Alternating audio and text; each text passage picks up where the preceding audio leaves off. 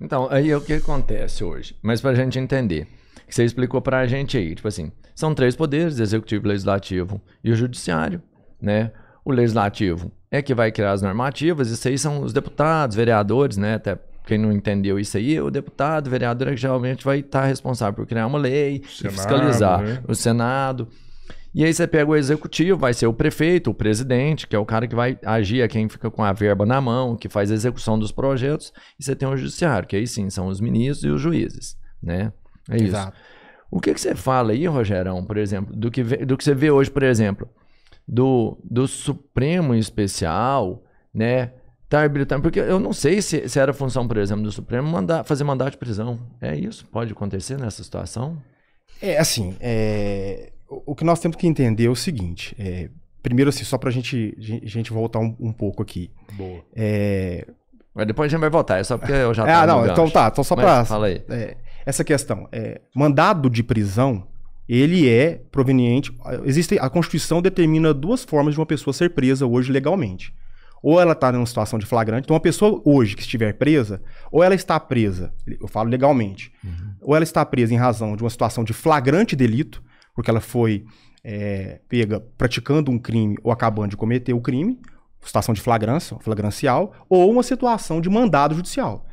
Então, fora dessas duas situações, a princípio a prisão é ilegal. Então, quem manda prender no Brasil é o juiz.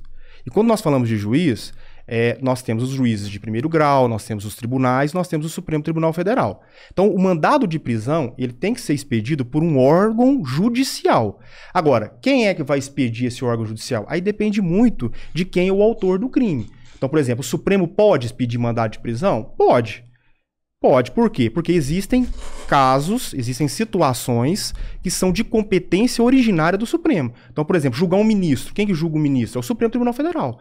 A gente fala que são causas de competência originária. Por quê? Porque o processo ele começa e termina no Supremo Tribunal Federal. Então, se porventura exigir uma situação de uma prisão cautelar, porque um determinado ministro está sendo investigado e foi processado por um crime, e está ameaçando testemunhas, ou está ameaçando sair do país. Então, são situações que autorizam, no caso, o Supremo, que é o órgão julgador desse ministro, determinar um mandado de prisão preventiva para ele.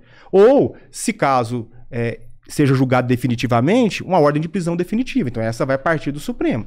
Agora, isso são casos específicos de competência originária. Então, todo órgão judicial pode mandar prender, desde que tenham presentes os requisitos. Agora, geralmente, o que acontece é que nem todo mundo tem foro por prerrogativa de função, são poucas as pessoas que têm foro por prerrogativa de função. O que é o foro por prerrogativa de função? A Constituição elenca algumas pessoas que, em razão da função que ela exerce, ela não vai ser julgada por um juiz de primeiro grau, e sim por um órgão colegiado, um tribunal.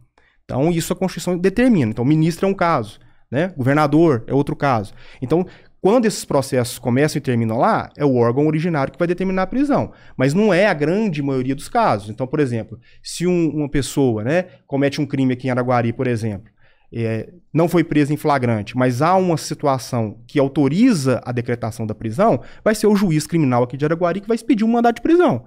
Aí, evidentemente, os advogados, eles têm meios para impugnar essa prisão, isso o tribunal vai confirmando, ou vai relaxar, ou vai mandar soltar o indivíduo. Então, pode chegar até o Supremo e ele confirmar a prisão.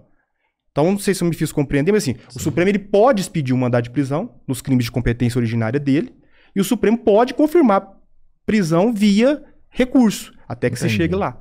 Então, essas seriam as situações. Mas quem manda prender no Brasil é só o juiz, tá? Boa.